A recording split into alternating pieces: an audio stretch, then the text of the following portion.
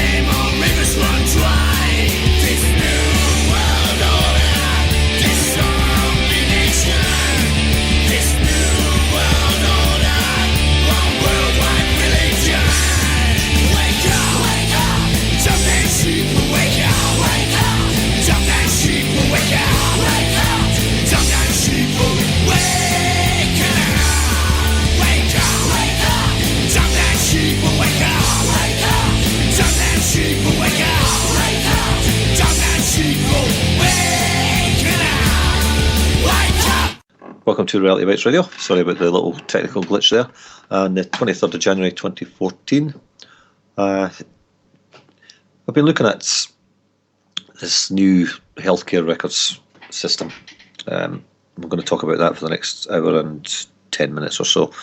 And then we're going to replay a broadcast of an interview I did with G. Edward Griffin, the author of The Creature from Jekyll Island and World Without Cancer. And that'll be on about 9:10. But there's been a lot of coverage in the papers this week about the new system of holding people's health records, and it turns out they're going to be privatised or outsourced to private companies. And I believe the same thing is happening in America. I think the records have been outsourced to India, but ours have been outsourced to a company I'll come on to later. But basically, the gist of it is, this is from the Telegraph on the 10th of January. The medical notes of every NHS patient are to be pooled in a vast database to improve research. That's what they tell us, but it'll become fairly obvious that that's not what it's about whatsoever as I go through this. In the coming days, every household in Britain will receive a letter advising them that from April, now keep that date in mind, April, their medical histories will be shared with researchers and pharmaceutical companies unless they opt out. Now, just bear in mind, April, and this article was 10th of January this year, 2014. Today, leading charities. Now, remember the name of these charities as well. Cancer Research UK, Diabetes UK, and the British Heart Foundation launch a campaign to highlight the importance of allowing the notes to be accessed for the advancement of medical science. Now, cancer research, British Heart Foundation, those charity shops that are on every high street in the country, just bear that in mind the next time you go into them and buy something from them. They say the database will help them understand the causes of disease, spot side effects to new drugs, and detect outbreaks of infectious diseases. How does Cancer Research UK, Diabetes UK, and the British Heart Foundation have anything to do with understanding the causes of diseases, spotting side effects to new drugs, and detecting outbreaks of infectious diseases? I thought that was down to scientists to do that kind of work. But here we have charities, apparently, getting involved in medical research. It's quite bizarre, really. They've been researching cancer, searching again, because somebody's already done it. They've been searching for a cure for cancer for, 40, 50 years, when there's been a cure before cancer was even heard of in the general public. For around about 60 years, certainly. Cancer as such only became a problem after mass vaccination started. But bear vaccinations in mind as I go through this. Right, back to this article. They say the database will help them understand the causes of disease, what side effects, blah, blah, blah. Doctors have promised that patients will remain anonymous. Now, remember that as well. But data protection campaigners have warned that individuals risk being identified and that the notes may be inaccurate. Well, as I go through this, you'll realise that they're going to be identified, without a doubt. That'll come from official sources as I go through this. Health professionals have admitted the care.data database could be vulnerable to targets from hackers and criminal networks. That's brilliant journalism on the part of the Telegraph. That sentence doesn't make sense at all. But say it is necessary to improve the health service. Well, we all know the health service needs improving, but I don't think a massive database is going to do much to that. As people are dying on hospital trolleys and all the rest of it. In the 1950s, health data played a major role in uncovering a link between smoking and lung cancer. More recently, the health data of children with autism born since 1979 in 8 UK health districts helped scientists dismiss claims of a link between the MMR jab and autism. Well, you can dismiss it all you like, guys, but the fact is we have an epidemic of autism, and which has come about because of mass vaccination. So dismiss it all you want, but if you can't prove what you're saying, you shouldn't really be making claims at all. Unlike the people who have done the research and proven a link. Professor Peter Wiesberg, Medical Director of the British Heart Foundation, I wonder how much he gets paid for his charity work, said, "Locked inside our medical records is a mine of vital information that can help medical scientists make discoveries that can improve patient care and save lives. With the right safeguards in place to protect patient confidentiality, this new system will be of enormous benefit to patients and help reduce the burden of heart disease in the future. I don't think anybody would say there is not a risk, but you can walk into a hospital and pick up notes at any time." Now, I'll ask anybody listening to this, have you ever walked into a hospital and picked up notes any time? I don't think so. People don't, because they are of very limited use outside of medical research. The benefits are enormous and the risks are small. Professor Liam Smeeth of the London School of Hygiene and Tropical Medicine added, "People's concerns are understandable. Even if they have nothing that is embarrassing in their records, they still may not want it to be seen by anyone other than the medics. I can't guarantee there won't be a single slip, but the risk is tiny. This is not about individual people. It's about the collective, folks. Communitarianism. Nobody can sit here and guarantee that medical records are completely immune from criminal hacking. I can't guarantee that these are 100% free from criminal activity." Well, we'll get onto the criminal activity later, and it's been carried out by the government. But this is data that's absolutely necessary to keep NHS up to date with the times. Not opting out is important. Now, we'll come back to that later as well, because you really, really need to opt out of this. In the past, experts have warned that patients may be deterred from being frank with their doctors if they feel their records will be shared elsewhere. When a local scheme to share GP information was set up in Oxford, low-income mothers refused to talk to GPs about postnatal depression because they were worried that it would get back to social services. Well, I can tell you for a fact, folks, that is exactly what happens, because we have cases at the Community Press Group where that is going on. You daren't say anything to your GP because it does go back to social services, and then you get a knock on the door. Dr. Sarah Wollusten, they all have such strange names, these doctors, I don't know why. That's probably why you can't read their signatures.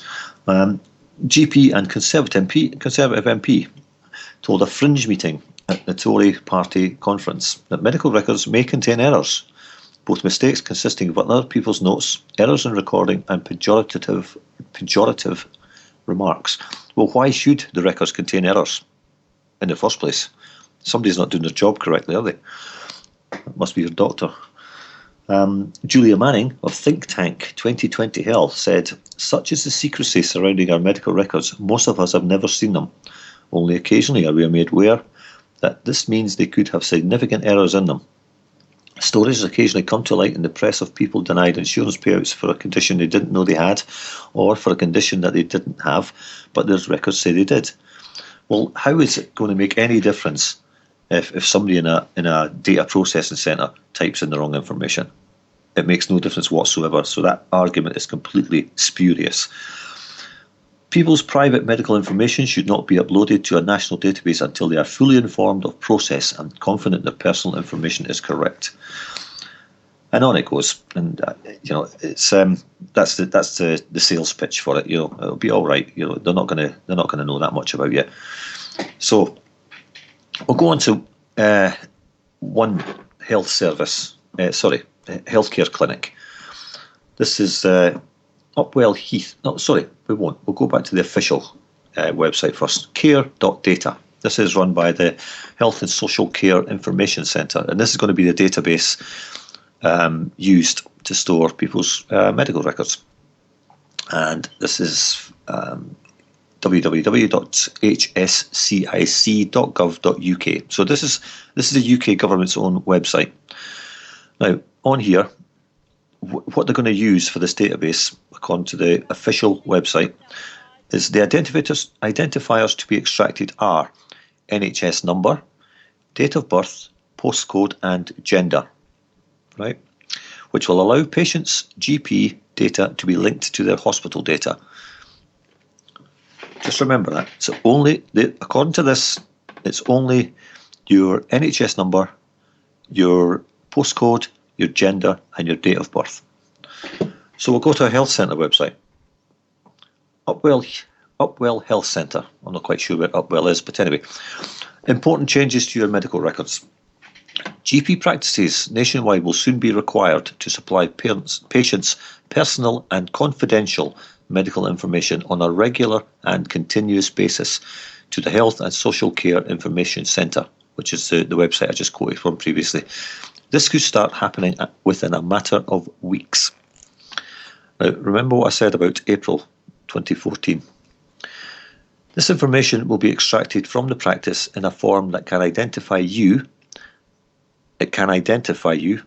Remember what I read out of the Telegraph article? It wasn't to identify you. And will include your NHS number, date of birth, postcode, gender. Now, that's the 4 criteria which were on the HSCIC website. But it goes on.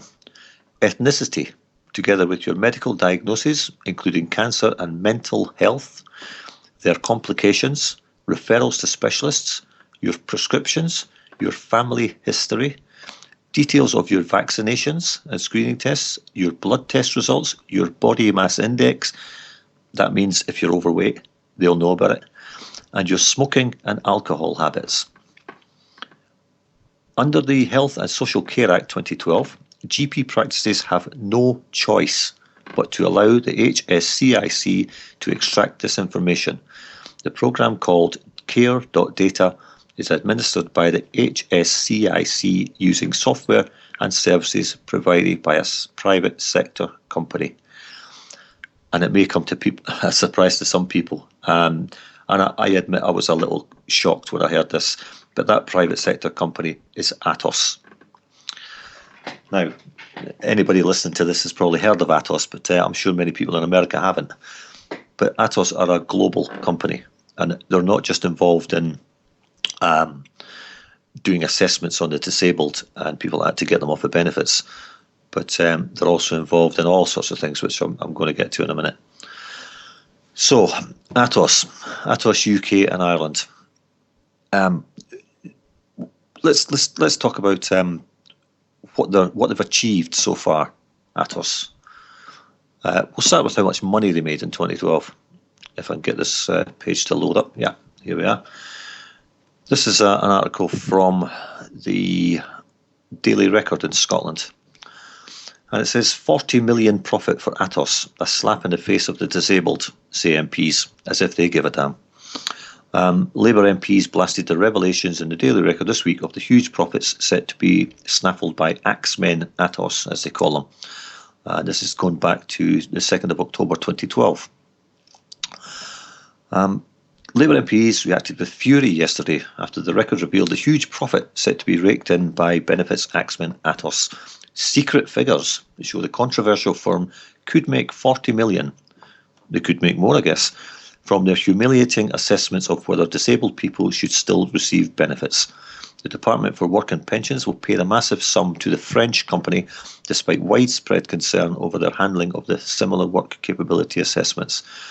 Glasgow Central MP Anna Sarwar, Deputy Leader of Scottish Labour, said, "It is right that we scrutinise and campaign against what Atos are doing. But we should remember it's the UK government-controlled Department for Work and Pensions who made the decision. Some of the most vulnerable people in our communities are being targeted by these assessments while big business reaps huge profits." And, it goes on a bit. But anyway, far from making Atos compensate the taxpayer for the millions it is costing to clear the mess Atos leave behind, it appears the government are happy to send more windfall profits their way. Now, what is it they actually do for that money? Well, they assess people to get them off benefits, basically. And we'll just, if I bring this other article up, here we are. This is from I think it's the Mirror. It's the Mirror, going back to August the 1st, 2012. Over the last 3 years, 32 people have passed away while challenging decisions to take away their entitlements. A company that tested sick and disabled for benefits told dozens of people they were fit for work shortly before they died. Over the last 3 years, 32 people have passed away while challenging decisions to take away their entitlements. That's repeating itself. Doctors paid by private health services firm Atos to make assessments are given a quota. They should rate only 1 in 8 as so disabled that they will never work. So in other words, even if you're disabled, the doctors have to submit 7 people to Atos for assessment to see if they're fit for work. Labour Shadow Energy Minister Tom Jad, blah blah. How can Atos get things so wrong that 32 people they believe are fit for work die within weeks of their capability assessment? Well, Atos didn't get it wrong. That's their job, folks. That's their job. It is hard enough for anybody going through the tortuous appeals process when they have been wrongly assessed as fit for work. That dozens have had to do so in their final days is outrageous. Well, it's deliberate. Ministers said a fresh pair of eyes were needed to look at the scheme. The Lib Dems are shaping up for a rebellion over Tory plans to cut another 10 billion from the benefits bill. Really, Mr. Clegg? Are you really? Yeah, I'm sure you are, as you rake in millions yourself in your private dealings. So, that's what Atos do. And it goes on. Atos. Let's talk about. They have a section on the website, one of their subsidiaries called Atos Healthcare, and this section is called Wellbeing. Now, it says, health, work and well-being is a cross-government initiative to protect and improve the health and well-being of working-age people. That's all. As long as you're of working age, they want to look after you. They want to make sure you can work. It says nothing here about the well-being of people who are not of working age. In other words, the old people. So, I think... before I actually swear on air for the first time in many, many years, I think we'll go to a piece of music. The first song up, I think, is the Vibrators, and I've forgotten the title for the love of me, but it's the Vibrators anyway. You'll get the title on this. Welcome back to Reality Bytes Radio on the 23rd of January 2014. Now, where was I? Atos, yeah. Just to mention a few things that Atos are actually involved in. If you go to the Atos website, you'll see a section "We Are" and "We Do Your Business," blah blah blah. But Atos, I don't know if anybody's heard of big data, but basically that's what they're involved in. Basically, big databases of everybody on the planet. They're a global corporation, French, from a French corporation. So they do big data. So they're involved in databases in all sorts of businesses and other corporations. And this, I was actually surprised to learn this. I didn't realise, but they are one of the world's largest smart meter providers as well. So there you go. And they call it, it's with over 1,600 engineers and over 30 years experience, Atos World Grid operates in more than 15 countries. It has in particular equipped 70 nuclear power units with its supervision and command and control software in France, the UK, Russia and China, and delivered the world's largest smart metering system. So there you go, folks. They're assessing people for disabilities, yet they're putting smart meters in people's houses to give them cancer. It's fantastic, isn't it? So what else are they involved in? We've done big data. I came to this late today, and I've been trying to put it together. So I'm trying to do it in a kind of logical order. So just bear with me. We've done the world grids, right? We've done that smart meters. We all know about them, right? They're also they have an ambition for zero carbon. So they're all into this sustainable development rubbish. I'll read from their own site. Rising demand for data centre services is leading to upwards pressure on greenhouse gas emissions from the IT sector. So guess what, folks? Your computer's destroying the planet. Yeah, your computer's destroying the planet. Well, how about Atos get rid of all the computers and all that plastic and just leave us all alone? There's a solution to not polluting the planet. Get rid of all that plastic, folks. You know, you're using to murder people with. Atos has rolled out a pioneering Ambition Zero Carbon program to reduce and offset emissions from Atos and its clients. So just remember what reducing carbon means when they're doing assessments on people with disabilities and making sure they die. There's your carbon footprint going. You know, you've got a foot on each leg, so I suppose that's 2 footprints a body. Unless you're disabled, you've got one leg and they send you back to work. You know, that's 1 carbon footprint, I guess. So here we are. In 2009, Atos made a commitment to abate its carbon footprint by 15% by 2012, using the 2008 baseline at a comparable scope. The company has also launched a carbon footprint abatement program, which aims to measure the CO2 emissions on a yearly basis. The evaluation gathers data coming from all countries where Atos is located. So it doesn't actually say it's their CO2 emissions they're measuring. So everywhere there's an Atos office, watch out, folks. They want to reduce 45% of corporate footprint by 2015. I guess that means putting people out of business. Assure 100% renewable energy sourcing for the data centres by 2015, next year. Implement green policies worldwide. So, our zero carbon ambition. Since 2008, Atos has undertaken an annual evaluation of the carbon footprint of the entire company, including all its activities. All its activities, including assessing the disabled for benefits. This initiative involves identifying the main sources of emission and taking the right actions to reduce the volume of CO2 directly or indirectly emitted. Aren't they wonderful? That's so caring. So we're following that through, and they have a section on sustainable solutions.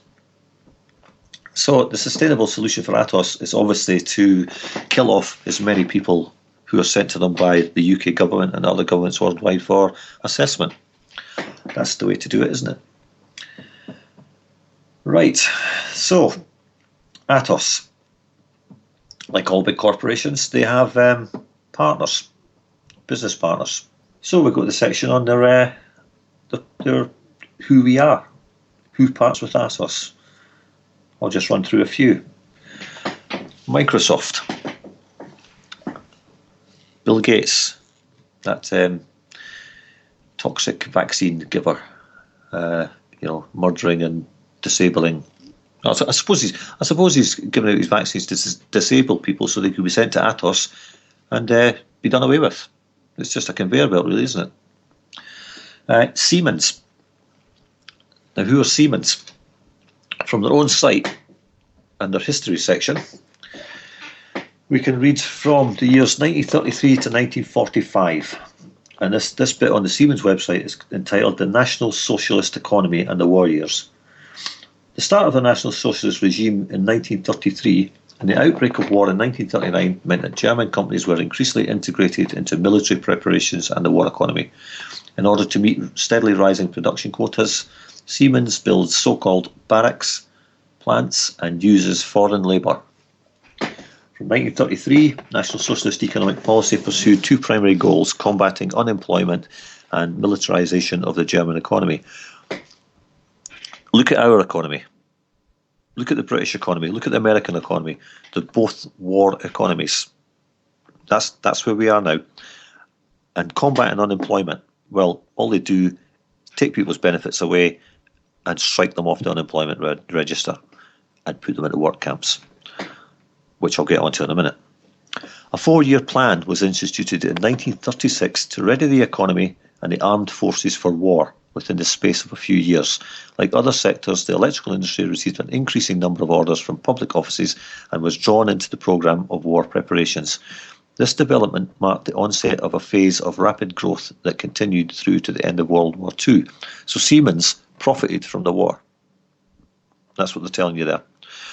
And we should also remember in the UK that we have something called the National Service Bill going through Parliament at the moment, and I think it's on its third reading in February, when I think it actually gets into Parliament to be, in inverted commas, debated. So there's another cure for the unemployment problem. You just draft people into the military. Following the invasion of Poland in 1939, Germany embarked on a gradual transition to a war economy.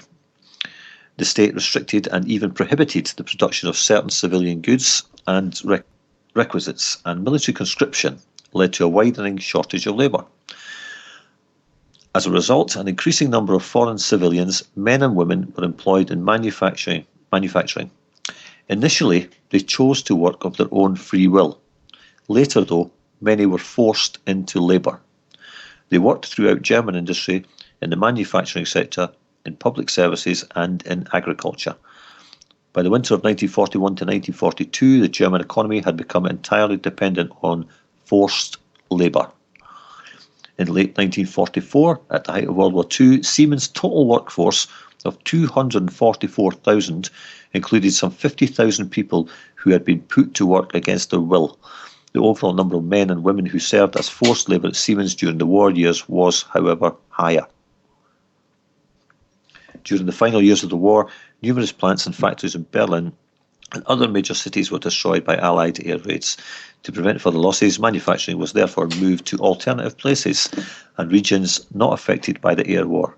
The goal was to secure continued production of important war-related and everyday goods. According to records, Siemens was operating almost 400 alternative or relocated manufacturing plants at the end of 1944 and 1945. So there you have it. There's Siemens, who have a reputation for using slavery in their workforce, and they're involved with Atos. I'm going to come on to another partner of Atos after we go to another piece of music, and I did have the piece of music lined up, but I can't remember what it was. It's been one of those days, folks. I think it's Heaven 17 and We Don't Need This Fascist Groove thing. Welcome back to Reality Bytes Radio, and we're talking about Atos basically being complicit in the murder of people in this country and no doubt others. And before the break we were talking about Siemens being one of the partners, and the fact that Siemens used forced labour in the factories. And many people won't be aware that Auschwitz and all those concentration camps were actually built to house the forced workers who worked in the factories which were built around the concentration camps. And I'm sure Siemens were one of those companies, along with Volkswagen and people like that. Mercedes, BMW, all those companies. And some of the white goods manufacturers of today as well, that German orientation. Right, we've got Hewlett-Packard. There's only two corporations listed here under global strategic business partners.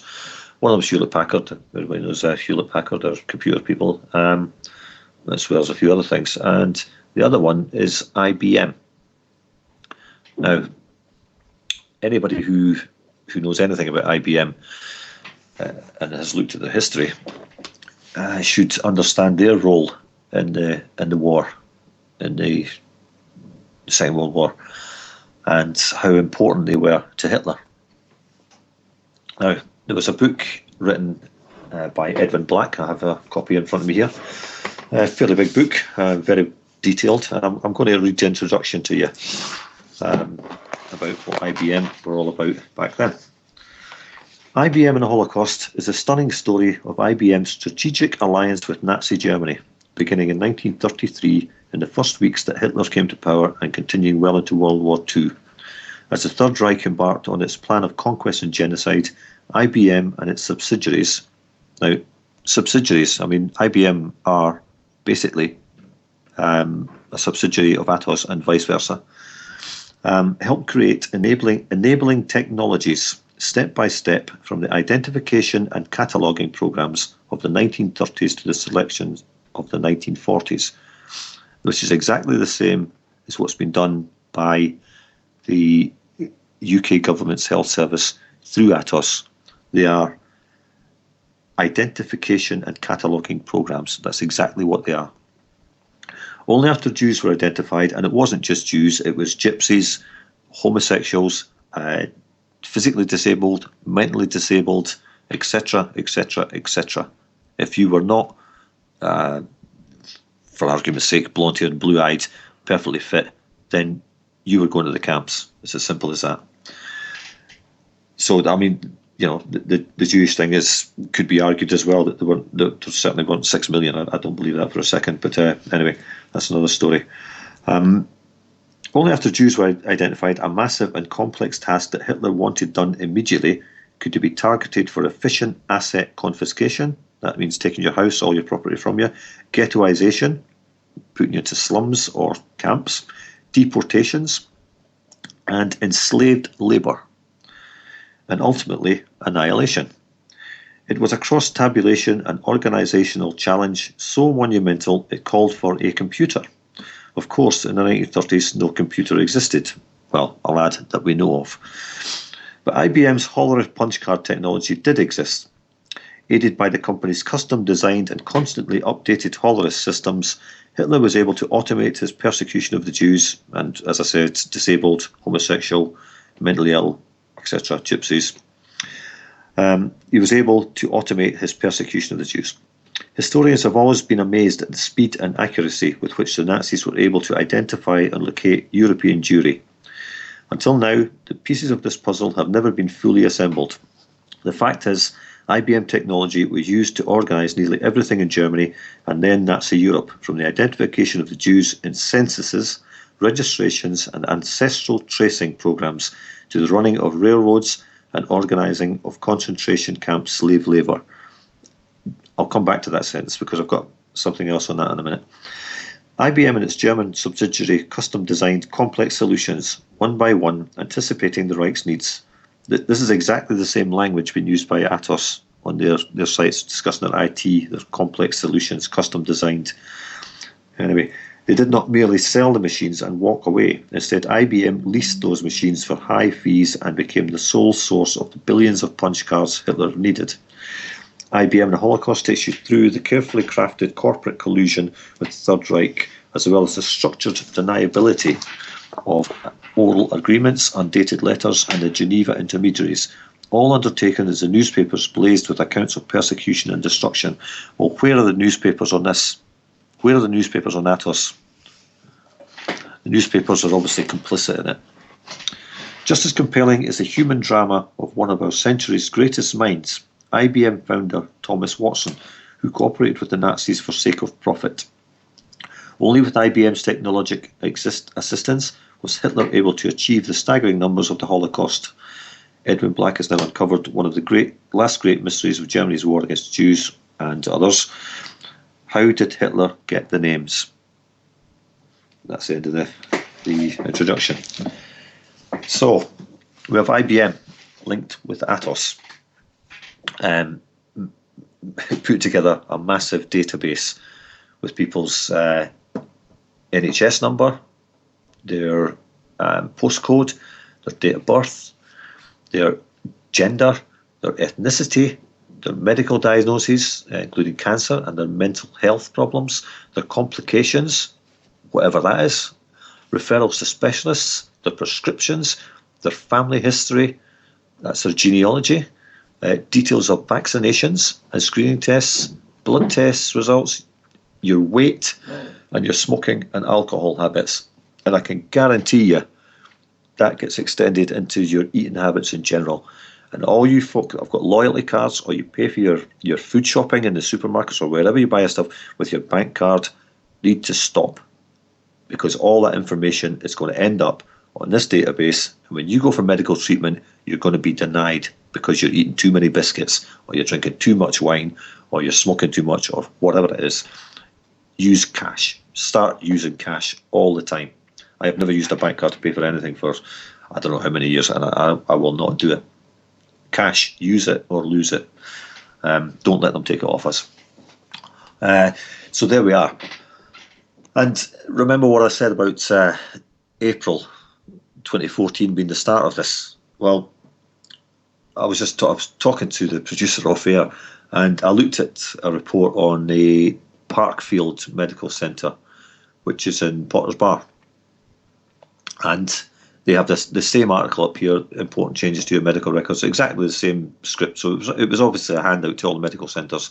But this was published on their website on the 30th of September 2013.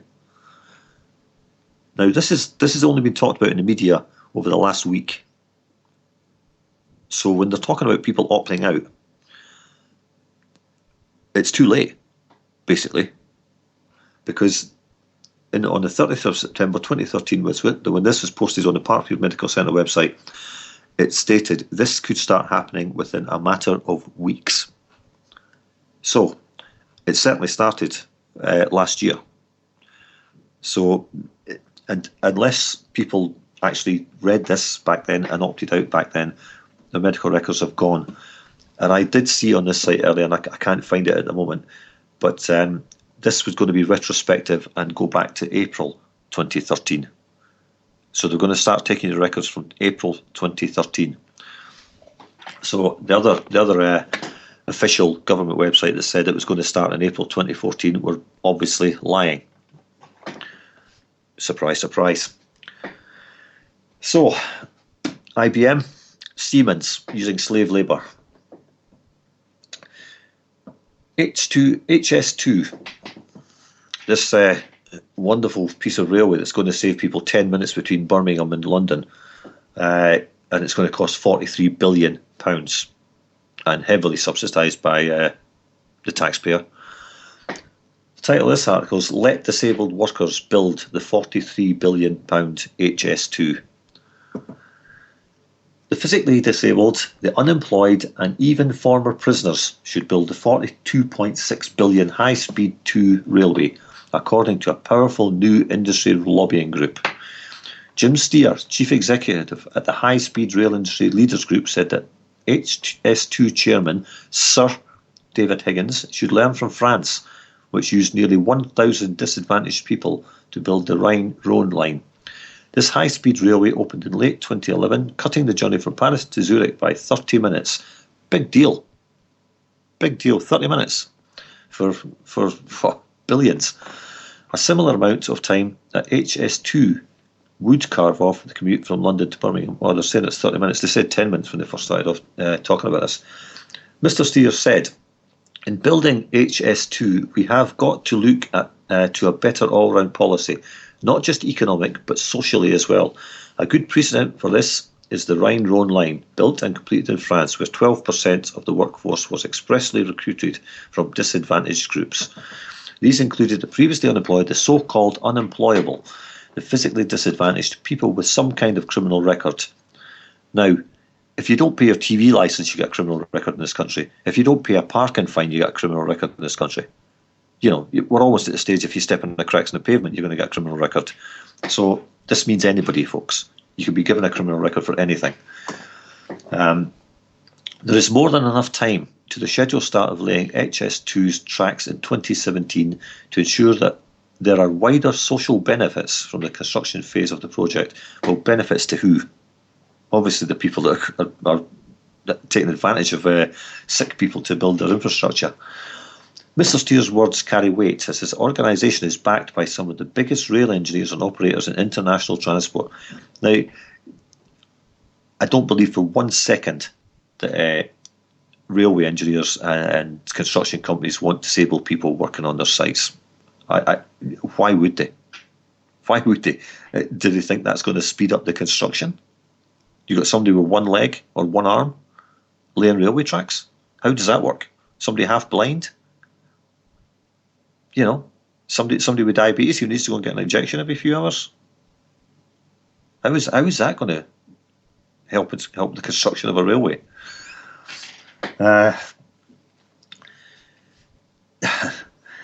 Some of the biggest rail engineers and operators in international transport, they include US giant Bechtel, Keolis from France, and London Stock Exchange listed group W.S. Atkins, while Alstom, Bombardier and Hitachi are thought to be close to joining the membership list. I missed one important company out of that list, and it was Germany's Siemens. So they're involved in it. Mr. Steer was once a senior figure at the Strategic Rail Authority, and his comments come at an opportune moment given the bizarre diplomatic row that blew up between France and the UK last week. Responding to an article in the City AM financial newspaper that criticised France for a generalised hatred of commerce, the French embassy lambasted the quality of the NHS. Oh, funny that. This in turn resulted in an angry rebuttal from Jeremy Hunt, the Health Secretary. And murderer, basically. Just call him what he is. He's a murderer. The focus on skills also comes after HS2 announced the creation of a £20 million college to train a generation of world-class engineers. There have been fears that the UK does not have enough top-drawer engineers to build a vast new railway that could eventually link the capital to Scotland. Well, there's already a railway up to Scotland. It's called the Eastern Line, I think. People have been travelling it for, since I was born, actually. HS2 has been heavily criticised for its spiralling costs. The budget was increased by $10 billion last year, and potential environmental damage included the allegation that thousands of acres of ancient woodland will be destroyed to make way for the line. Well, I don't see how it's an allegation if they've got the plans for the track laid and they know where it's going. If it's going through an ancient woodland, it's going to destroy it. It's not rocket science, is it? I think all those brilliant railway engineers would really look at a map and see exactly what they're talking about. The project is currently going through Parliament, with ministers hoping that a bill approving HS2's construction can be voted on to the statute books before next year's general election. Campaigners opposing the project have until 10th February to respond to HS2's environmental statement after a deadline for next Friday was blah, blah, blah, blah, blah. I wonder if you get all the disabled people together and they can petition not to be forced to work on it, on basically a chain gang. Because that's what we're talking about. They might have to chain them together to stop them falling over if they're that disabled. Who knows?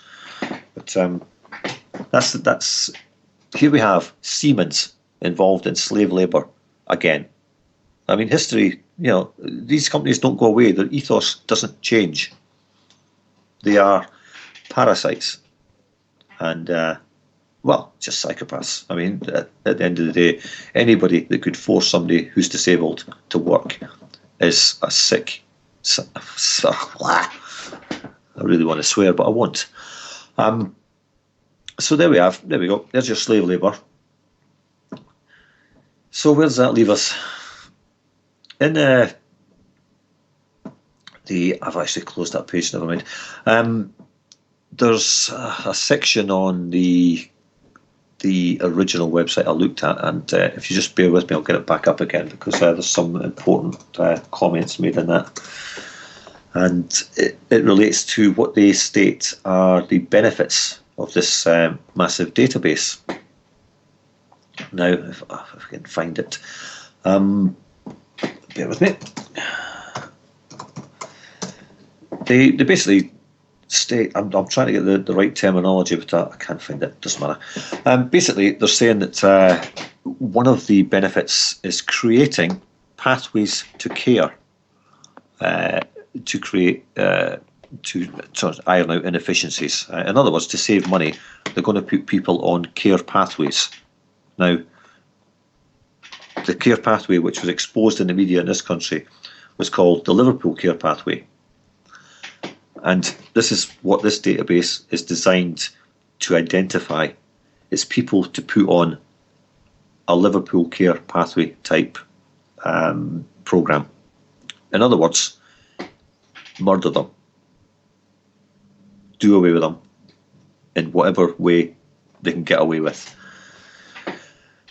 An article which appeared in the Mail online in June 2012. Top doctor's chilling claim. The NHS kills off 130,000 elderly patients every year. NHS doctors are prematurely ending the lives of thousands of elderly hospital patients because they are difficult to manage or to free up beds, a senior consultant claimed yesterday. Professor Philip Pulicino said doctors had turned the use of a controversial death pathway into the equivalent of euthanasia of the elderly. He claimed there was often a lack of clear evidence for initiating the Liverpool Care Pathway, a method of looking after terminally ill patients that is used in hospitals across the country. It is designed to come into force when doctors believe it is impossible for a patient to recover and death is imminent. There are around 450,000 deaths in Britain each year of people who are in hospital or under NHS care. Around 29%, 130,000, are of patients who were on the Liverpool Care Pathway. Professor Pulicino claimed that far too often elderly patients who could live longer are placed on the LCP, and it had now become an assisted death pathway rather than a care pathway. He cited pressure on beds and difficulty with nursing, confused or difficult to manage elderly patients as factors. Difficult to manage. What kind of criteria are doctors and nurses using when a patient is killed for being difficult to manage? People have children that are difficult to manage. They don't get away with murdering them. You know, we've all got brothers and sisters and family who are difficult to manage. What do? Just go out and shoot them? Is that a valid excuse? I know some people that should be shot. Professor Pulicino revealed he had personally intervened to take a patient off the Liverpool Care Pathway who went on to be successfully treated. He said this showed that claims they had hours or days left are palpably false. In the example, he revealed a 71-year-old who was admitted to hospital suffering from pneumonia and epilepsy, but was put on the Liverpool Care Pathway by a covering doctor on a weekend shift.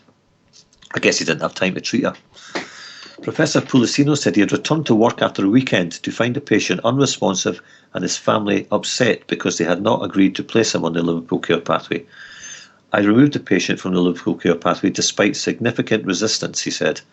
His seizures came under control and 4 weeks later he was discharged home to his family.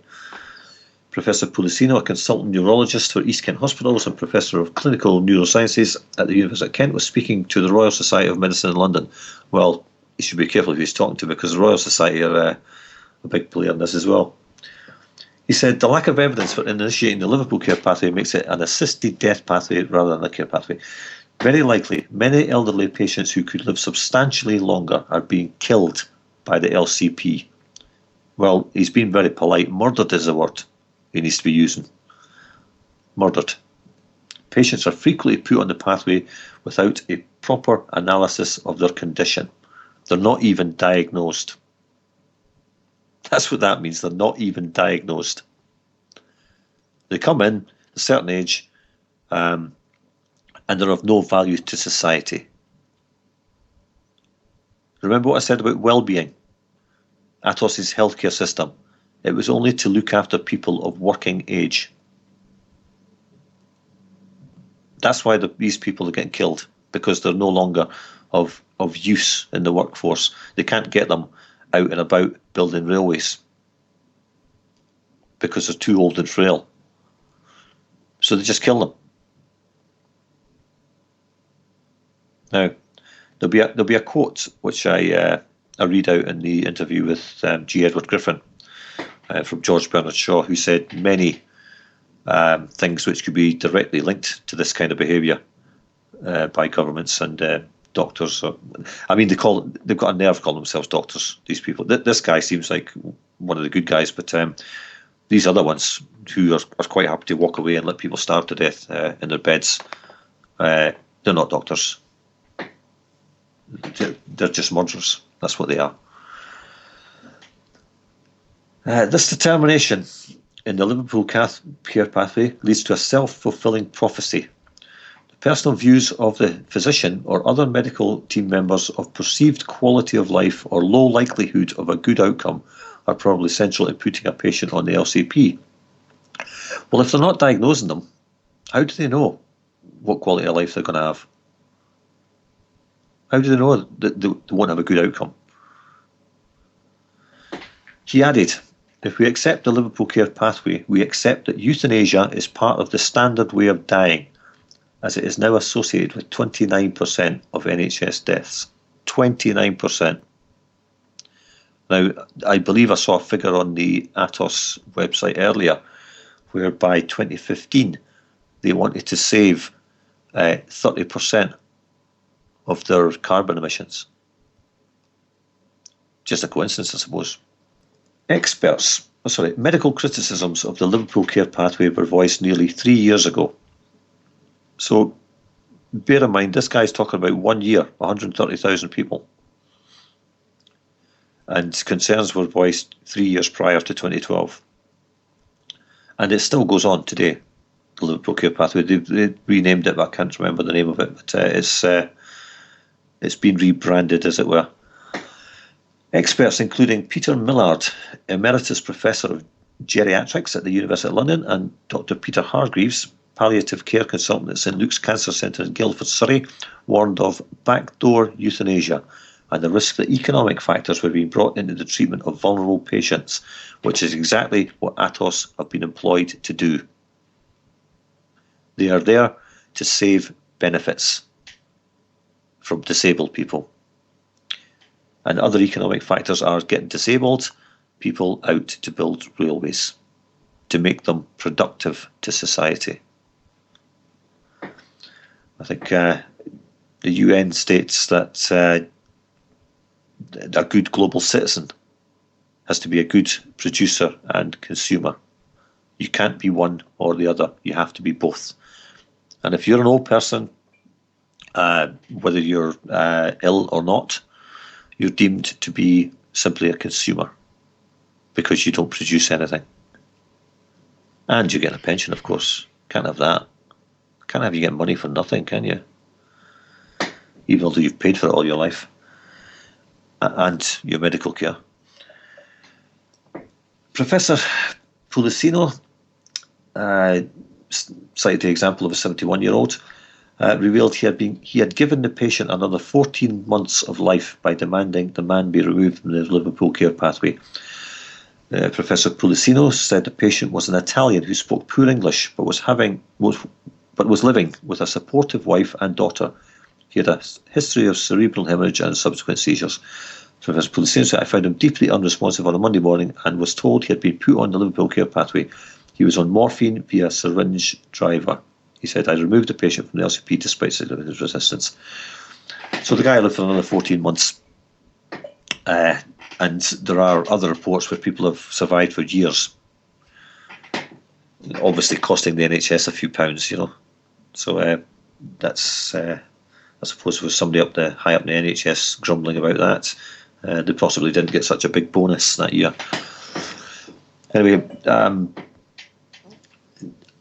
trying to keep up with the the comments, but I've not got the awake window open here. But yeah, I mean, Jewel 1 talking up in bed for injection, they stopped talking and died within 3 days. Happened to lots of families, unfortunately. Yeah.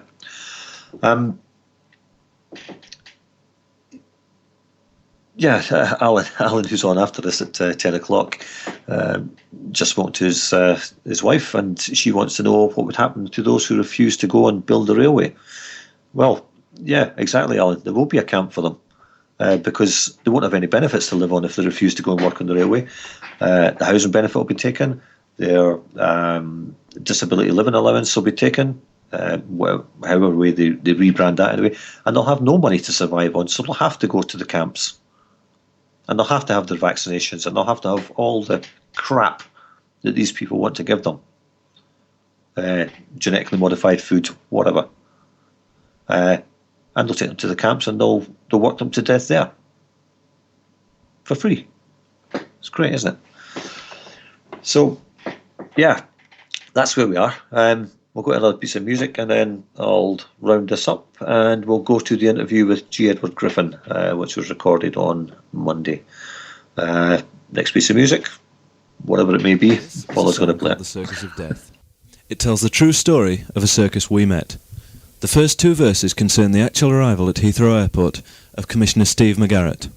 The third emotionally describes a map showing the range of the circus. The fourth and fifth were extracted from an article in The Guardian of March the 19th, 1962. The last is a shortwave radio message from the last man on Earth. Welcome back to Reality Bytes Radio. Got 5 minutes to go, and somebody asked a question or posed the answer to this earlier. You can opt out of this thing, but you have to physically go to your medical practice, your GP, fill in a form, and demand you be opted out of this thing. This is not the old National Health Database. If you've not opted out of that, you need to opt out of that as well, because this is a different thing altogether. You need to opt out of both of those. I did hear today, and I'm still looking into this and going to do a lot more work on it, and do a large article. I think there's going to be a bit done on the UK column sometime next week, possibly. And I think what we need to do is pick one health centre or health clinic, whatever they call them, NHS, and get down there with information on this and start giving it to people, because people are absolutely clueless about this, and they will be opted in without even knowing about it. And if they're on benefits, well, God help them, because they're going to start getting letters from Atos to come in and get a checkup. And if they go there and they have this checkup and they're not very happy about it, then they'll be classed as mentally ill. It's as simple as that. And that's how they're going to get you off benefits. They're going to antagonise you, bully you, harass you, and when you're, quite rightly irate about it, then you obviously have a mental illness, sir or madam. You need to go and see a psychiatrist. Oh, you've got children. Oh, well, we may have to get a social worker around to your house to make sure you're bringing up your children correctly. That's where this is going, folks, and you need to get off your backsides and get down to your doctors and put a stop to it. Because we're 1 or 2 steps away from the cattle trucks and the concentration camps. I mean, the FEMA camps are all over America, and there are places here that I've heard of, old RAF bases, glider schools and all the rest of it, where the barbed wire's been renewed and all the rest of it. So it's been set up. And, this thing about the vaccinations, I did see another site earlier, but the only criteria they listed as something which would be looked at was your vaccination record. That was the only thing listed. So that's the way they're going to go first. And bear in mind, these people are trying to get cash out of our hands and put us all on electronic money and smart cards and ID cards. And I guarantee you, this stuff will be on that card. And you'll try and get in the supermarket and you have to scan your card to get in, and it'll go beep, beep, beep. No, you've not had your vaccination. You're not getting in. That's where this is going. And people really, really need to start paying attention. If you want to live in a gulag, fine, live in a gulag, but you won't last long in it. Look at history.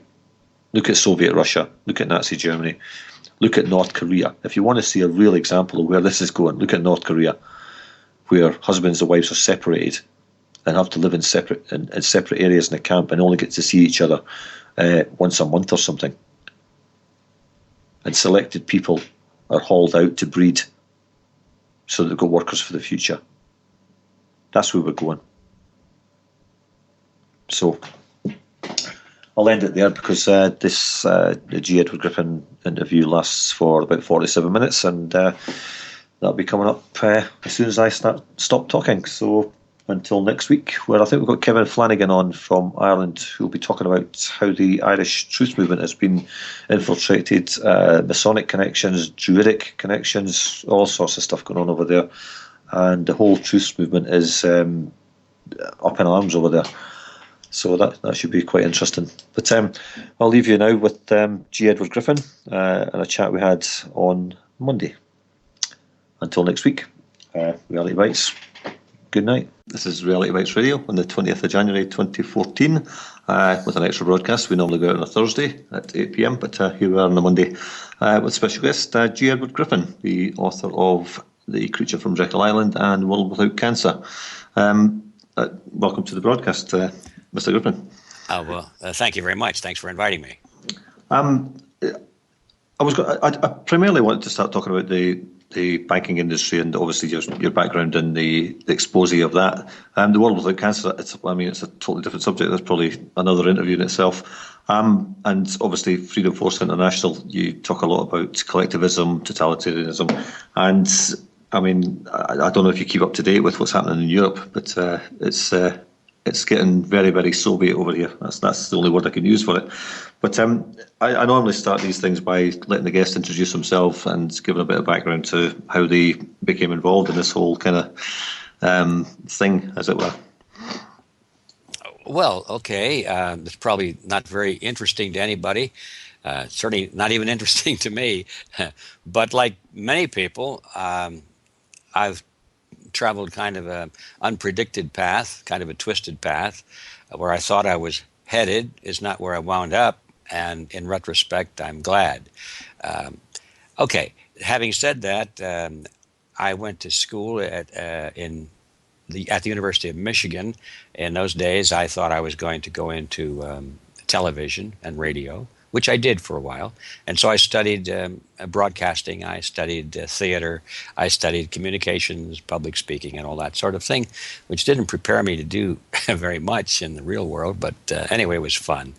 And I came out and I worked for a little while at a television station, and I went to the military, and then I came out to Los Angeles and I tried to break into the motion picture industry as some kind of a adjunct to the production side of things. I wanted to write, I wanted to direct, I wanted to produce. I wasn't quite sure what any of that really meant, but that's what brought me out to Hollywood. Well, that didn't work either. So I went into the real world. I went into the insurance industry. I worked as an underwriter and a marketing specialist for one of the large insurance companies for about 5 years. I was doing pretty good there, and there was a career path ahead of me. And then I discovered things going on in the world that didn't please me very much. I began to wake up to the reality of the wide gap between what I thought was real and what I was discovering was real. It was just 180 degrees out of phase. And in particular, I discovered that the political system in which I was living was not at all what I had been told it was. I was still living in that mythological, or let's say the past world, of the founding fathers and the Declaration of Independence, and that the government was the servant of the people and was there to protect our lives, our liberty and property, and it was our servant, and we were really in charge of things. And that was what most of us thought. In fact, most people still today look at it that way. And I began to realize that that's not the way it is anymore. Things had changed. People had moved into the political system, and they allowed the surface to remain, the image to remain, but it's like an egg, I guess would be a good example. The shell was still there, and you looked at it, and it looked like it was still an egg, but the inside had been drained out from a little hole that nobody could see, and it was hollow. It was something else on the inside. It was not an egg anymore. And once I began to come in touch with these realities, I became very concerned. I guess, like some people, I have that crusader instinct in me. And so I did the most horrible thing you could imagine for a family guy. I quit my job, and I decided to become a crusader. I said to myself, well, I've got a little background in communications. I know a little bit about the production of television programs and motion pictures. Why don't I use this to help communicate some of these important things that I've been learning? So that's what I did, and my wife almost died of a heart attack when I walked away from a very good job and then plunged us into the unknown world of being an entrepreneur and not having the foggiest idea of where the next paycheck or where the next dollar was going to come from. So all of that is sort of the long distant past, and then I began to produce very low budget films, primarily just lectures, with myself, filmed in my living room on topics such as the United Nations and U.S. foreign policy and the Supreme Court and things like that. And we were able to put some groceries on the table with that, and the market improved, and I went around gathering little business cards from everybody that thought that what I was doing was good. We created a mailing list, and like anything, any business, it grows by little increments that you hardly notice at the time. But let's fast forward now to today. That has evolved into a small but a fairly thriving little production company. The company is called American Media, and it's my company, of course. And we market under the name of Reality Zone. And we produce documentary films, and we produce audio recordings of some created programs, very creative programs, and a lot of important lectures that have been recorded over the years. We publish books, all on what we consider to be important topics. And along the line, I've written a few books. I wrote one on the United Nations called The Fearful Master. I wrote one on the Supreme Court called The Great Prison Break. The Supreme Court Leads the Way. And I've written, of course, one on cancer. You mentioned that earlier, World Without Cancer, the story of vitamin B17, which is the non-toxic natural approach to controlling cancer. And, of course, the one that's made perhaps the biggest splash is the one on the Federal Reserve System, which is called The Creature from Jekyll Island, a second look at the Federal Reserve. All of these have been fairly successful, and so we're in the forefront. I'm a crusader, as you can figure out by now. There are a lot of things I'd like to write about or learn about, but I have to pass over most of them because they're not that important. I love model railroading, for instance. Well, that doesn't change the world, does it? It's a nice hobby, and it's interesting. But who wants to, devote important portions of your life to something that is not important?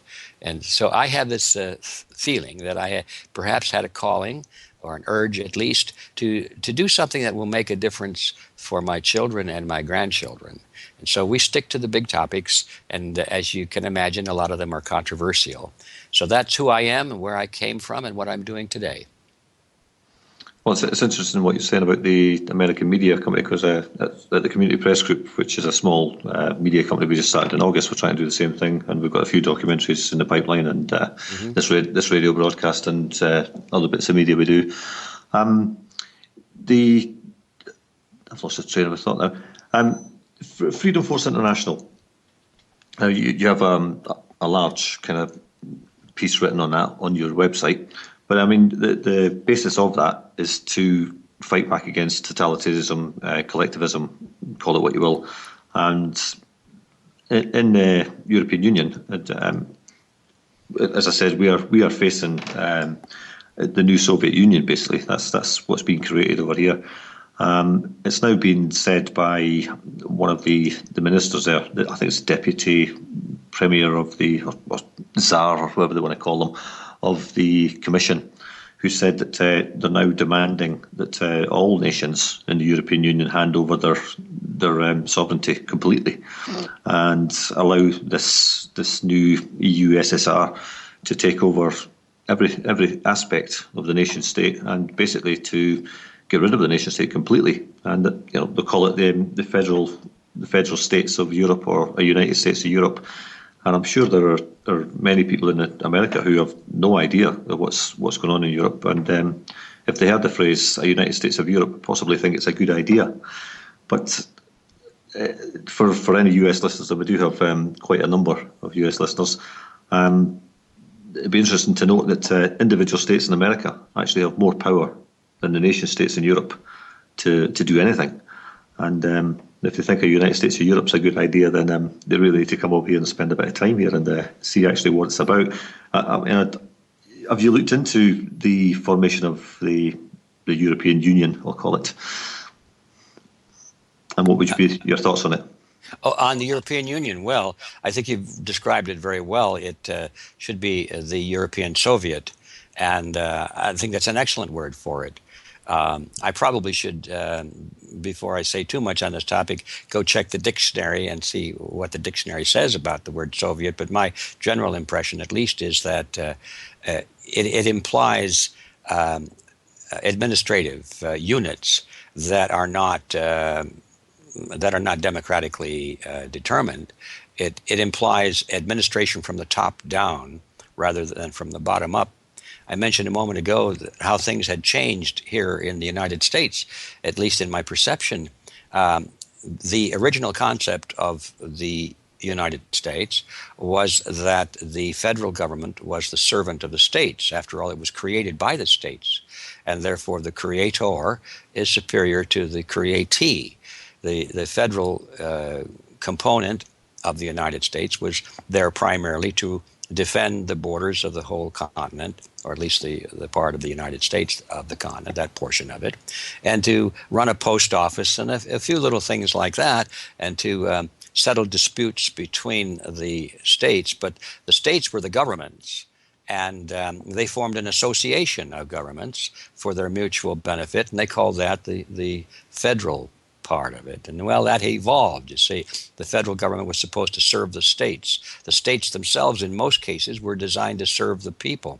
Well, that evolved. That changed around until finally the people, after a couple of generations of government schools being taught what the government wants them to think and to know, now have the idea that the people should serve the state, and that the state should make the rules, and the people really are too uninformed, too darn dumb to really know how to administer anything. So they should turn it over to their wise, educated leaders, their well-intentioned leaders and so forth. Let them make the decisions and tell us what to do. That's the new way of thinking. Well, once you've made that complete conversion, you do have Soviets now, because the decision, the power is coming from the top down instead of from the bottom up. And that's certainly what you've got at the European Union. And by the way, it's being developed here in America, in the North American continent. Exactly the same relationship is being pursued and promoted by exactly the same people here. They want to merge the United States with Canada and with Mexico and create a North American Union, and with its own currency, just as you have the euro. They're planning on having the amero here, and so forth. The same process is underway all around the world, as a matter of fact, and it's all coming from pretty much the same place. Yeah, the word Soviet, I believe, means council. So council, okay. Council, yeah. Whether that's an elected council or just a bunch of control freaks, it doesn't say. But right. Yeah, I mean, when this European Commission was first set up, I think there was 24 members, I think, or 23, I can't remember exactly. But I looked up the names of these people. I mean, of course, none of these people are elected, and they're the people that make decisions ultimately. And I think I found 15 of them had direct connections to the old Soviet Union Communist Party. Mm-hmm. And that information is gone from the net now. So, maybe there's more of them now. Who knows? But people don't understand that we have European elections now coming up in May this year. where we're supposed to elect European MPs to go over and sit in this talking shop in Brussels.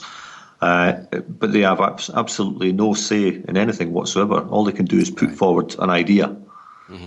And these 27 commissars, as they're called, commissioners, they decide, and nobody elected them. Yeah, you know? well, that's the idea of the Soviet, and it's pretty much the same, I guess, around the world. Certainly here in the United States, we often have town hall meetings, which create the illusion that the people have some voice in determining their own political destiny. You have a big meeting, and the commissars, as you call them, or the councilmen, come, and they sit there across the front of the room, and they give anybody who wants about 2 or 3 minutes at the microphone, and they go up there and they rant and they rave and they tell everybody what they think and what they should be done, and then they're thanked very much for their view, and the next person comes up, they rant and they rave. Meanwhile, the guys up there at the top are looking at their computers on Twitter or something, or on Facebook, or they're playing some game, or they're snoozing in their mind. They don't care what these people are saying. It's just part of the show to let them say, well, I participated in this thing called democracy, and so therefore I guess I should be happy because it's what we, the people, demanded. And it's nothing of the kind. That's the very awakening that I was talking about earlier, that these things, even as far back as 1960, when I was first aware of it, these things are not done that way, and they haven't been done that way for a long, long time. Yeah, absolutely. We have, of course, one of the political parties over here called UKIP. Now, yes. They will have their leader, Nigel Farage, who has refused to come onto this broadcast for some reason. I can't imagine why. I can't either. But, he stands up there and he says all the right things. But ultimately, they haven't a hope of getting Britain out of the European Union whatsoever, because after the Lisbon Treaty was signed, it gave total power to the Commission, and all 27 members have to vote. The other 26 members have to vote to allow one member to leave. And that's never, ever going to happen because there's just far too much money coming from Britain to the European Union. And our doors are wide open to immigration, and we seem to be just taking anybody and everybody from the whole of Europe, and with no thoughts to what's actually happening to the country and the total destruction of infrastructure, the health services, you name it. It's we're in a state of collapse here. I mean, we're like Denver, We're like Denver in the whole country. And that's, it's nothing to be said against immigrants. I mean, if I had a choice to go somewhere else and to be promised a better life, I would go, But it was funny when I was in Ireland. I lived in Ireland for a while, and when immigration really started kicking off there, you would hear Irish people saying, "Oh, this is terrible! All these immigrants coming over here." Yet, the Irish were the biggest immigrants on the planet at one time. But I was an immigrant in my own right, and they didn't seem to get that either. But some examples of the European Union, what's coming in. This one in particular comes directly out of the UN, and it's called different things in different countries. They're trying to bring it into England under a different name. But I've mentioned this earlier before. It's called GIRFEC, and it's getting it right for every child. Now, if you want totalitarianism, you've got to start at childbirth. And what this does is allow social workers. Every child born has a social worker assigned to it at birth, and they have access to your home 24 hours a day to check on that child, to make sure you're feeding it properly, properly in inverted commas. You're putting it to bed on time, all this kind of nonsense. And you have to have parenting classes. You have to be taught how to change nappies, etc., etc., etc. Normally by people who have never had a child themselves, which is quite bizarre. There are two horrible assumptions there, aren't there? Two very fraudulent or false assumptions. One is that these people working for the government really know anything about this, that they're knowledgeable enough to tell you what's best for a child. The assumption is that they know that. Well, they don't. They look at their own kids, look at their own families, look at their own lives. They're the most messed up people in the world that you'll ever find in many, many cases. And the other assumption is that even if they did know, that they've got the authority to tell you what to do. Even if they did know. You see, there was a terrible assumption. If somebody from the state can tell you how to raise your child, then whose child is it?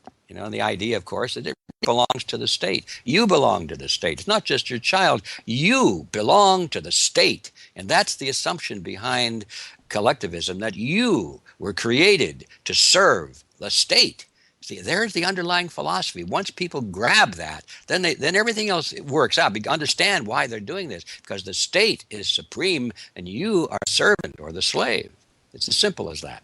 Yeah, there was a politician actually came out here a couple of months ago and said that people had no right to have a child whatsoever. I mean, maybe nobody had a right to have him as a child. That sounds like that was a terrible mistake, doesn't it? Well, it's always the same. It's like the pro-abortion people. I mean, if their parents had gone along with their advice, they would never exist in the first place. So, right. Okay, we'll move on to like the European Union. I don't know. I don't know if you have the equivalent of a value-added tax in America. Is there such a thing? A value-added tax? No, not directly. We have excise taxes and income taxes and sales taxes. Sales taxes would be the closest to it, but they haven't yet come up with a VAT, although they talk about it. It's just another stream of revenue. Yeah, well, I mean, apparently this is to be a global thing anyway. But the reason it was brought into Britain, allegedly, was to pay the farmers their European subsidies for growing certain crops or not growing anything. But now they're going to step further and saying that people in the UK can only sow authorised seeds, authorised by the European Soviet. You're not going to be allowed to have heirloom seeds. You're not going to be allowed to swap seeds with your neighbour. And if you're caught, you'll be fined extraordinary amounts of money for growing organic vegetables. It's just, and at the point where the government's coming into your garden and pulling your food out by the roots, then I think it's game over really, unless people start fighting back. Well, yeah, the game's been over in that sense for many, many decades. It just depends at what point people decide it's enough, and then once they decide it's enough, do they know what to do about it? Do they know how to change it? I'm convinced today that there are enough people who are fed up with exactly what you and I are talking about. They see that this is unworkable, it's unjust, it's evil, it's just they don't want it, but they have it anyway. And even if they say, we don't want it, what are they going to do about it? They do not have the power. It's because over this period of time, the people have allowed, our people, you're everywhere in the world, we have allowed this concentration of power into the hands of collectivists who control the state. That means they control the police and the military, and the court system and the prisons and all of that. They have the means of enforcement of their will. They may be only 1% or 2% of the population, but they are the guards in the prison. They tell what all of the other prisoners are supposed to do. They enforce the rules because they control the guns. It's as simple as that. The question I would like to leave here is, what are you, meaning the people who are listening to this, what are you going to do about it? Well, absolutely. I couldn't agree with you more. And I've said it a number of times in this programme that people listening to this programme need to actually take a look at themselves and stop sitting down in front of the computer every day and talking amongst themselves. They need to actually get off their backsides and get out and start doing things. Even going to their MPs who are useless, at least letting them know that you know what they're up to. Another few examples. I'll just run through them quickly of what's coming to America if they think the European Union is a good idea. We have a thing here called, I just came across this today actually, academy schools. I knew they existed, but what I didn't know is that 50% of secondary schools, that's from age group 13 to 18 here in the UK, are no longer under the control of the locally elected councils. They're virtually private or privately run by corporations, and they do send. The military have something to do with writing the school curriculums and stuff like that. The school records have been given to private organisations as well as health records of everyone in the country. They're talking about that now. And when we look back to Nazi Germany and the role of IBM in taking the census from every country prior to Hitler going in there, we seem to be heading down that road, very much so. And just last night at 7 o'clock at night on a Sunday evening, a a young lady knock on my door and ask me to give my details to put on the electoral register for the local council.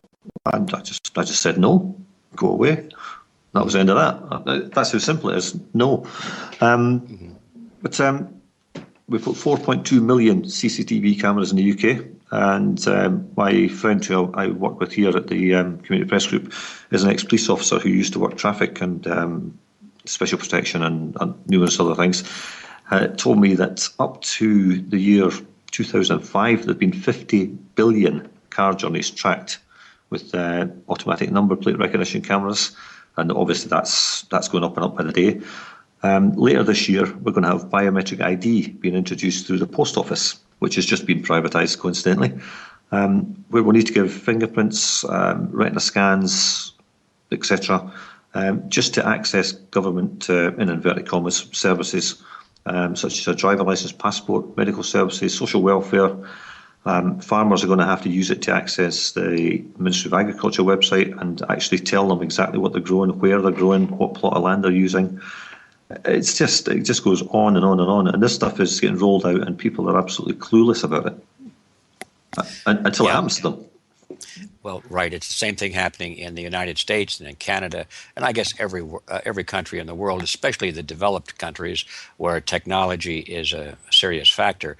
I guess the people at the other end of the economic scale, where their lifestyles are so low that their dependence on technology is barely in existence, it doesn't affect them very much because they have so little to start with.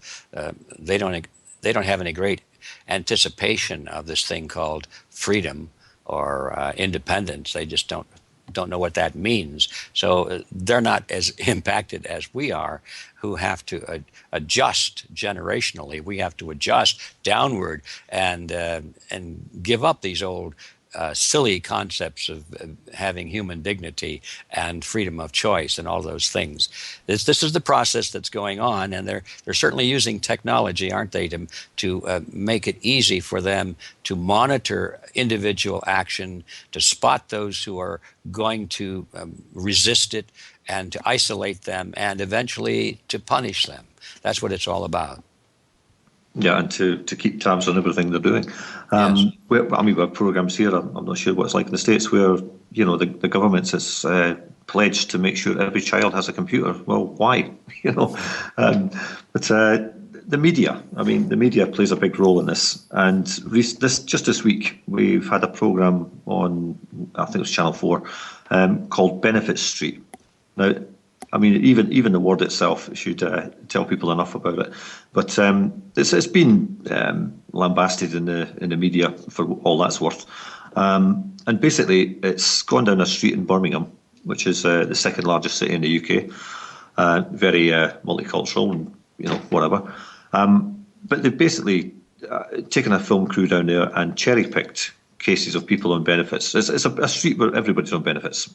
But when they first built the street, everybody was working, which should tell us something.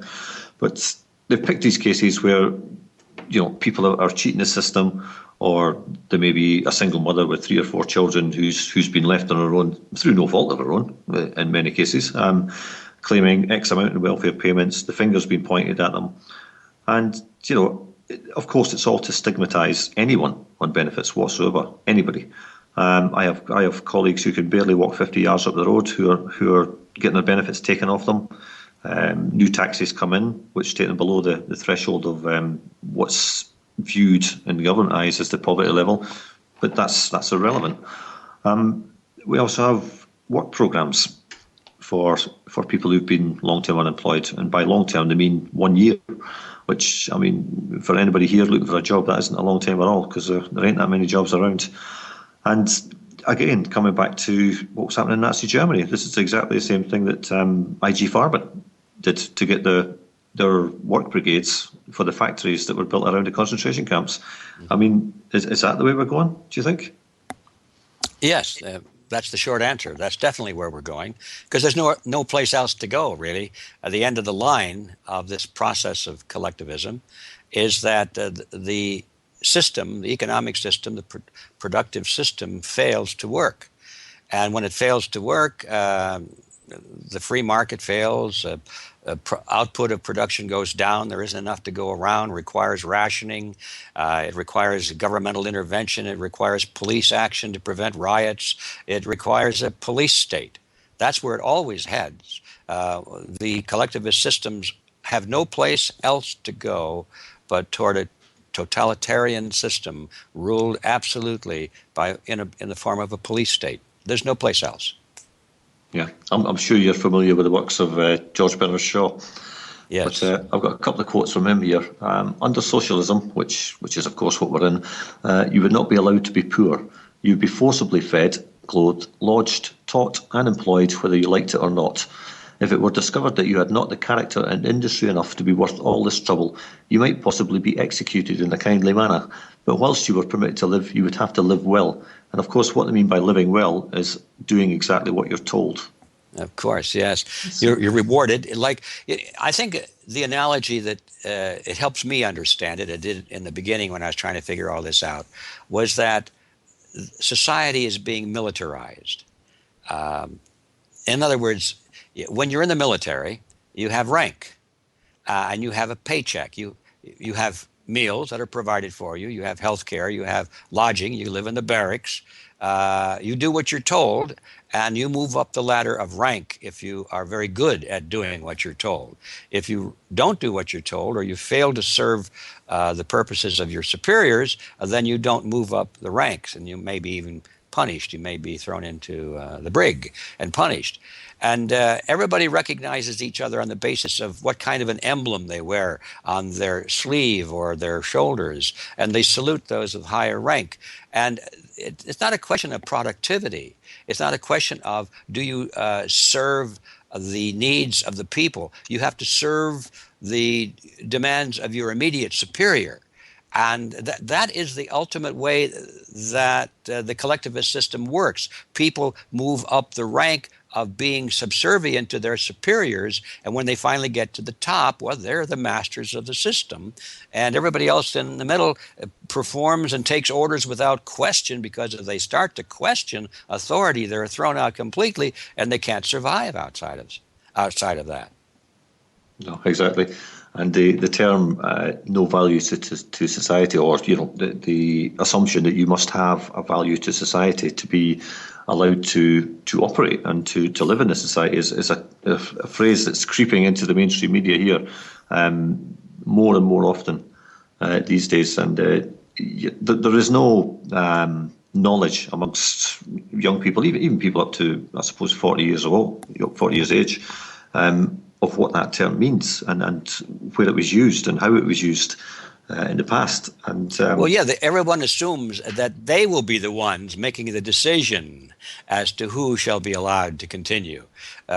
We all mentally think, well, yeah, I could make that decision. That person over there that's just a derelict, he doesn't produce anything, he's slovenly, he's drunk, he's on drugs, he's killed people. He shouldn't be allowed to consume the resources of society. They'd never dream that somebody might look at them and say, that person with the views they have, they're disruptive. They don't have it right. Who knows, if people like that are allowed to procreate, they may produce more people like that. And so the young people, and some of the old folks too, never dream that there would be people making these same decisions against their own benefit sometime. They always assume they're going to be the ones making those decisions. Yeah, and you mentioned that phrase at the start of that bit you just mentioned there. And George Bernard Shaw again. You must all know half a dozen people at least who are of no use in this world, who are more trouble than at least. Yeah, like George Bernard Shaw, for example. Exactly, and his friends. Yeah. But it goes on to say, who are more trouble than they are worth. Just put them there and say, now, sir or madam, now will you be kind enough to justify your existence? If you can't justify your existence, if you're not pulling your weight in the social boat, if you're not producing as much as you consume, or perhaps a little more, then clearly we cannot use the big organisation of our society for the purpose of keeping you alive, because your life does not benefit us and it can't be of very much use to yourself. Now, David Cameron is his big thing is the big society. And that phrase is directly from George Bernard Shaw. the big organisation of our society. And if people don't understand where this is all going from that one quote alone, then they really need to be examined medically, I think. Well, see, maybe they're the ones who should not be allowed to exist. But the question is that it should be no one's option to make those decisions. That's the answer. Freedom of choice, the free market, get the government out of our lives and making those big decisions. Even small decisions they can't handle. The big ones they can handle even less. Yeah, I mean, I interviewed Paul Craig Roberts a couple of months ago, 3 months ago maybe, and he was very, very pessimistic about the future and basically said that there was no turning this around from what he could see. But of course, on your website, freedomforceinternational.org, you rightly state that we have to do this basically using the system that's there, and the only way to do it is to go after these individuals and to take over the government ourselves. That's the only way to do it in a peaceful process. I don't mean revolution or anything. I mean taking it over one step at a time, one MP at a time, one congressman at a time, and getting the right people into the right places to make the right decisions for all of us. Precisely. Yeah, precisely. You see, that's the way they came to power. The collectivists of the world, for the most part, did not achieve their present positions of power through war. They didn't conquer the UK. They didn't conquer the United States with military forces. They didn't wear uniforms and use bayonets. They quietly and over a long period of time, very gradually moved into the power centers of society. That means the political parties, the labor unions, the church organizations, the media centers, the universities, the think tanks, all the important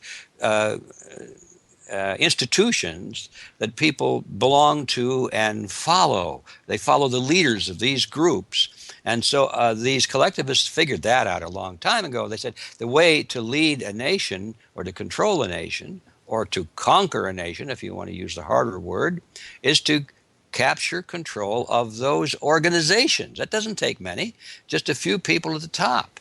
But it takes determined effort, takes coordination, takes some savvy. You have to know what you're doing. You have to have strategies and tactics and coordination, communications, funding, all of this sort of thing. It's sort of like a military operation, but it's not on the battlefield. The real battlefield is in the organizations of the world, struggling for control of those organizations. So we saw how they did it, and we said to ourselves, well, is this something that's unethical? Well, no, it's not really unethical. It's just smart. Why don't we do the same thing and just get those people out of there? So the answer kept coming back, well, I can't think of any reason not to, except that we might not succeed. Well, that's not a reason not to try. We don't know if we can do it or not, but we think it can be done. We think that it probably won't be done quickly. It took these people 100 years or more to accomplish what they've achieved. What makes us think that we're going to turn it around by the next election? No way is that going to happen. But we can do it in the next generation or two. And if you hold that picture in your mind, it's rather encouraging. Now, people like myself, I won't be around to see the final victory of freedom and individualism over collectivism and tyranny. I won't see it. But I can visualize it in my mind. I can see that we are right now are laying the foundation for that. And it's going to happen. I believe it's unstoppable. We may have to go through a lot of really rough times before it finally comes out the other side. In fact, I know we will. It's going to be hard to reverse this trend, but it can be done. And that's the enlightening and encouraging thing, is that it can be done, and the process has already started. And I'm happy to say, I'll close off on this one. When I started into this about 1960, I was a young guy.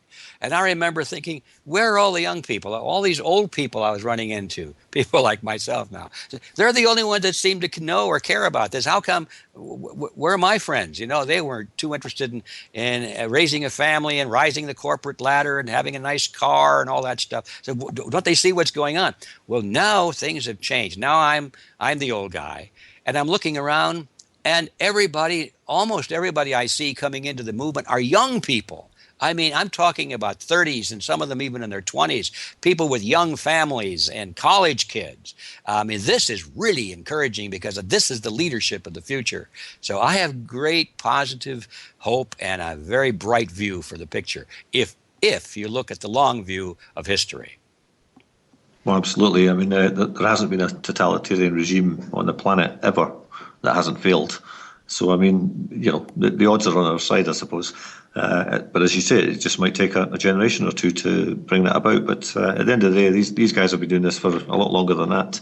And Yes, I truly think that they are starting to worry that a lot of people are starting to realise exactly what's going on behind the scenes. I mean, we went out in the street here last week just to ask people what they thought was happening in Britain, etc. There was only one person out of possibly 15, 20 who'd speak to us on camera. And he was a very articulate and very well-educated guy. And, you know, he basically said the politicians are lying, etc. But everybody, without fail, said to us that they knew the country was corrupt, the banks were corrupt, the politicians were corrupt, everybody. So, I mean, people do know. Just, I mean, the ordinary person on the street actually knows the system is failing miserably and something has to change. It's just, as you say, people actually have to, instead of just, you know, going home and shouting at the TV, they have to get out and start being active and getting involved in the local councils and you know, even putting the good people amongst them who want to take that path up for election and making sure they get them in there and starting at the bottom and just taking these people out of power. Taking these people out of power is half of it. And the other half is making sure that the people go into power are different. You see, that's one of our problems here in the States, is that the electorate gets really fed up with the existing party that's in office or the existing president. They couldn't stand George Bush. They didn't like his war policy. They knew the government was corrupt. And they said, it's time for a change. And so Obama came along and he said, it's time for a change. Everybody said, yeah, it's time for a change. And those of us that said, yeah, but take a look at Obama. That's not going to be a change. And the general response was, oh, anything would be better than Bush. Well, they got Obama. And the fact was that Bush was no better Obama was no better than Bush. And now we're hearing the same thing. Well, it's time for a change. Obama has messed up things really royally. And so the Republicans are going to put up somebody that'll be no different than Bush or Obama. And people will say, well, we're going to go Republican this time because anybody would be better than Obama. See, it's the politics of hatred. People don't vote for something. They vote against something. And as long as that condition is allowed to continue, then there will be no solution. We'll be throwing the rascals out continually, but new rascals will be coming in continually, which is why at Freedom Force, we felt it was very important to have a statement of what we believe in. It was a creed. This is what we want. It's easy to see what we don't want. We don't want corruption. We don't want tyranny. But what do we want? How do we build a better system? And so we felt it was essential to hold that blueprint up. This is what we want. And we call it the creed of freedom. Now, if we can get enough people to sign on to that and say, yeah, that makes sense. Okay, there's a new way of measuring candidates for office and measuring not only what they say they're going to do, but measure what they do after they're in office, hold their feet to the fire.